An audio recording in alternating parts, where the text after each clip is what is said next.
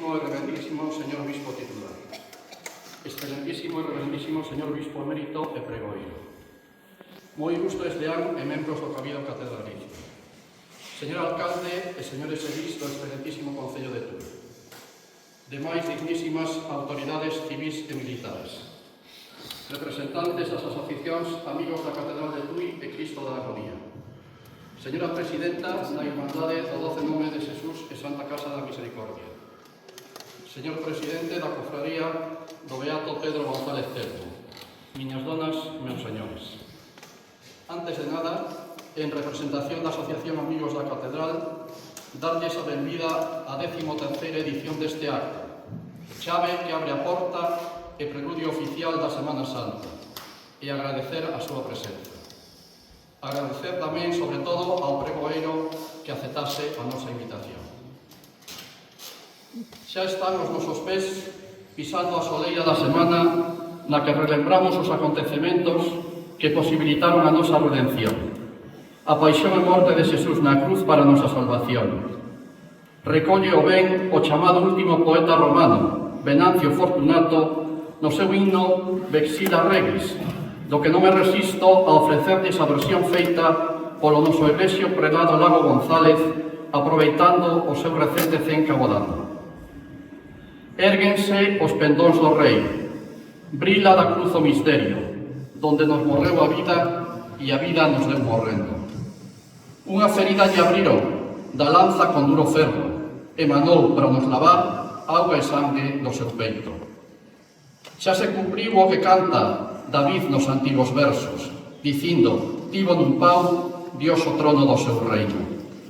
Árbol lindo e relumbrante, de real sangue cuberto, solo ti fuches escollido para tocar tan santos membros. Balanza que nos teus brazos tiveches do mundo precio, o corpo que ti abrazache librounos a nós do inferno. Hai cruz, única esperanza, da santa pasión no tempo, dalles máis grazas aos justos e borra os crimes dos reos. Fonte de ben, Trinidade, todos te alaben a eito, e os que pola cruz venceron, non lles negues o teu premio. Tócame agora presentar a don Luís. Grande ousadía a miña cando admitín esta encomenda. Que lle vou a dicir de que durante 14 anos pastoreou a nosa diocese que vostedes non coñezan ou que non poidan atopar na internet? Don Luís, igual que o Balbino inmortalizado polo seu conterráneo Neira Vilas, foi un neno labrego, orfo de pai dende os 6 anos, nado nunha circunstancia extrapolable, como el mesmo manifestou nunha entrevista á Idade Media. Tal vez aí teñamos a orixe da súa afección á historia e, de xeito especial, á historia de época medieval. Para abreviar, salientaría dous aspectos da súa biografía. O primeiro, a súa aquilatada e contrastada formación filosófica, disimulada pola súa recoñecida discreción e modestia evangélica.